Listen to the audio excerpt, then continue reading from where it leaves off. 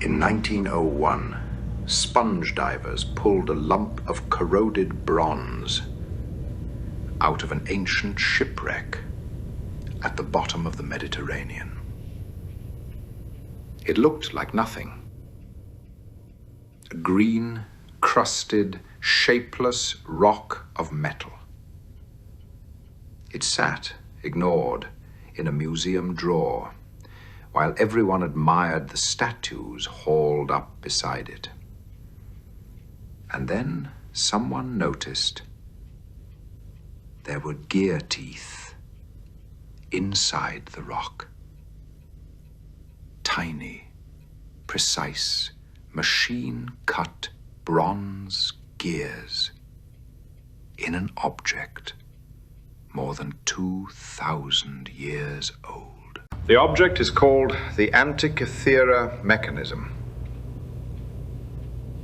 And the people who study it do not call it a toy or an ornament or a clock. They call it a computer. An analog computer. A hand-cranked machine built to model the heavens, to predict eclipses, to track the sun, the moon, and the planets across the sky. And here is the part that breaks the timeline. Nothing else like it appears anywhere in the human record for the next 1,400 years. So the question is simple, and it is enormous. How did this exist? Start with the shipwreck. In the spring of 1900, a crew of Greek sponge divers blown off course by a storm sheltered near a small, rugged island called Antikythera, a speck of rock between Crete and the Greek mainland. While they waited out the weather, they dove, and one diver came up in a state of panic. He had seen, on the seabed, 45 meters down, a heap of bodies, corpses, arms, legs, a horse, scattered across the bottom of the sea. They were not bodies. They were statues. Bronze and marble statues, scattered across the wreck of an ancient ship, a cargo vessel that had gone down around the 1st century BCE, roughly 2,000 years ago. The Greek government and navy mounted a salvage. It became the first major underwater archaeology project in history. And what they raised was a treasure. Life-size bronzes, marble figures, glassware, coins, jewelry. The statues went straight to the National Archaeological Museum in Athens, and the corroded lumps of bronze, the unglamorous debris, went into storage. For 2 years, nobody looked closely at those lumps. The statues were the prize. The corroded debris just sat there. And then, in 1902, an archaeologist named Valerios Stais was examining the unsorted pieces when one of them caught his eye. A chunk of bronze had cracked open, and set into the broken face was a gear wheel. Cut metal, precise teeth, a mechanism in a shipwreck from the age of Julius Caesar. Let's be precise about the date, because the date is the whole problem. The shipwreck has been dated by its coins, its pottery, and the style of its cargo to roughly the 1st century BCE, somewhere around 70 to 60 BCE. The mechanism itself may have been built a little earlier. Some estimates put its construction in the 2nd century BCE. So call it conservatively more than 2,000 years old. Built in the Hellenistic Greek world. The world of Archimedes and the great astronomers. Now here is why that date is a crisis. When you picture the technology of the ancient world, you picture stone and bronze, hand tools, levers, simple machines. You do not picture precision gearing. A geared mechanism requires you to cut dozens of wheels, each with the exact right number of teeth, each tooth shaped to mesh smoothly with the next, all of them assembled into a working train inside a case the size of a thick book. That is not ancient technology as we understood it. That is clockwork. And here is the line that gets repeated correctly in almost everything written about this object. After the Antikythera mechanism, nothing of comparable complexity appears in the surviving human record for around 1400 years. Geared mechanical devices of this sophistication do not reappear until the astronomical clocks of medieval Europe, the great cathedral clocks of the 14th century. 14 centuries of silence.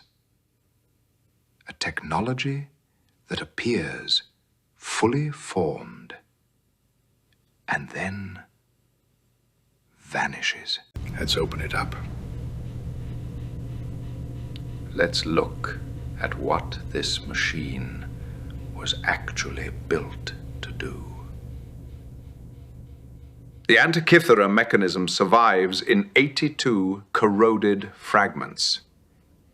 It is broken, crushed, eaten by 2,000 years of seawater.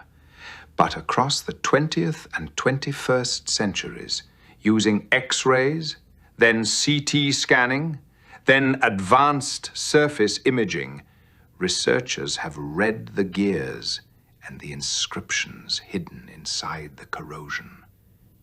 And the picture they have reconstructed is breathtaking. On the front of the machine was a large dial. Turn the hand crank on the side, and pointers move across that dial, showing the position of the sun in the sky, the position of the moon, and the phase of the moon, displayed by a tiny rotating ball, half silver, half dark. It tracked the zodiac. It tracked the Egyptian calendar. Many researchers believe it also showed the movements of the 5 planets known to the ancients: Mercury, Venus, Mars, Jupiter, Saturn. A handheld model of the entire known cosmos. But the back of the machine is where it becomes almost unbelievable. On the back were 2 large spiral dials. One of them tracked a 19-year cycle that reconciles the lunar and solar calendars, a cycle Greek astronomers knew well. But the other spiral dial did something extraordinary. It predicted eclipses. Engraved around it were the months in which a solar or lunar eclipse could be expected to occur, and even notes about the eclipse to come. This machine could tell you, by turning a crank, when the sky would go dark. And here is the detail that lifts the hair on your arms. Inside the mechanism is a small assembly of gears, known as the lunar anomaly device. The moon does not move across our sky at a constant speed. It speeds up and slows down because its orbit is an ellipse, and the builders of this machine knew that, and they modeled it. They built a clever arrangement of one gear mounted slightly off-center on another, a pin and slot device that makes the machine's moon pointer speed up and slow down exactly as the real moon does. 2,000 years ago, someone built the irregular motion of the heavens into bronze. So who made this? Now, we have to be fair and we have to be accurate, because the responsible answer is not aliens, and it is not a lost super civilization. The responsible answer is that the Antikythera mechanism, as astonishing as it is a product of the ancient Greek mind. And the ancient Greek mind was formidable. Consider what the Greeks already had. They had geometry. Euclid had written it down. They had astronomy, good enough to know the Earth was a sphere and to estimate its size with stunning accuracy. They had Archimedes, who ancient sources tell us built mechanical devices that modeled the motion of the sun, moon, and planets. We had been told about such devices in old texts for centuries. Most scholars assumed those accounts were exaggeration. The Antikythera mechanism proved they were not. It is the surviving physical proof of a tradition we thought was just a story. And yet, even granting all of that, the mechanism still poses a hard problem. Because a device this refined is not a first attempt. You do not cut 30 meshing gears, model the anomalous motion of the moon, and engrave a working eclipse predictor on your very first try. This machine implies a tradition behind it. Generations of earlier devices, simpler ones, prototypes, failures. A whole craft lineage of ancient gear makers. And of that entire lineage, across centuries, this single corroded machine is the only thing we have ever found. Everything else is gone. Let's ask a different question. Not how, but why? Why would anyone in the ancient world pour this much genius into a machine that models the sky? To us, the night sky is a backdrop. To the ancient world, it was a clock, a calendar, a navigation system, and a sacred text all at once. The motion of the sun set the seasons, when to plant, when to harvest. The phase of the moon set the months and the religious festivals. And eclipses. Eclipses were the most charged events in the sky. A sudden darkness at midday. The moon swallowed and turned blood red.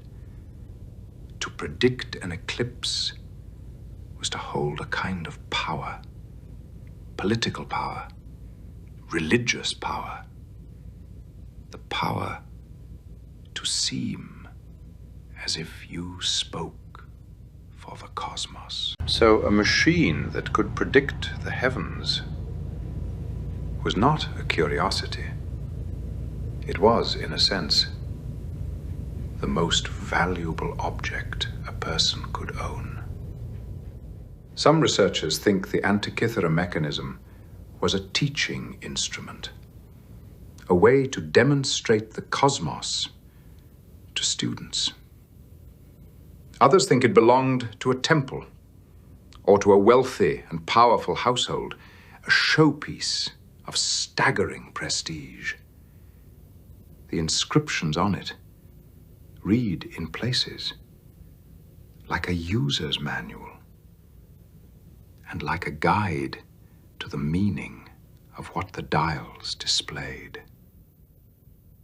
It was knowledge turned into bronze you could hold. And here is where the ancient aliens crowd leans in close.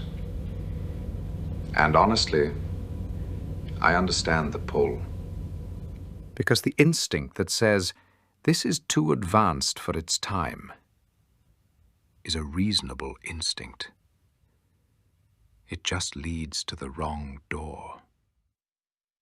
The Antikythera mechanism is not evidence of visitors from the stars. It is evidence of something almost more unsettling. That human beings 2,000 years ago were capable of this, and that we lost it. The mystery is not who gave it to them. The mystery is how a species forgets. Now we come to the heart of it, the truly disturbing part.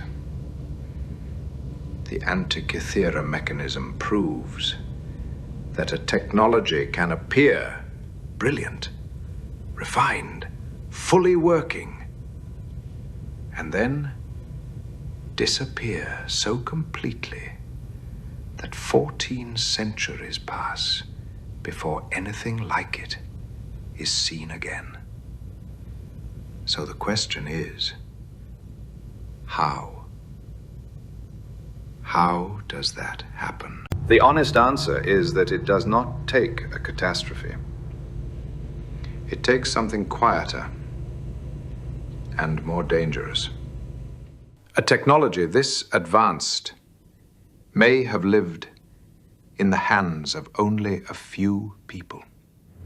A handful of master craftsmen, a few workshops, knowledge passed from teacher to student, by hand, by demonstration, rarely written fully down, and never mass-produced.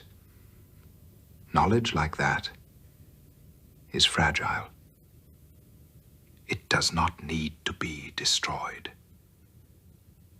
It only needs to not be taught for a single generation. And then think about what the ancient world went through.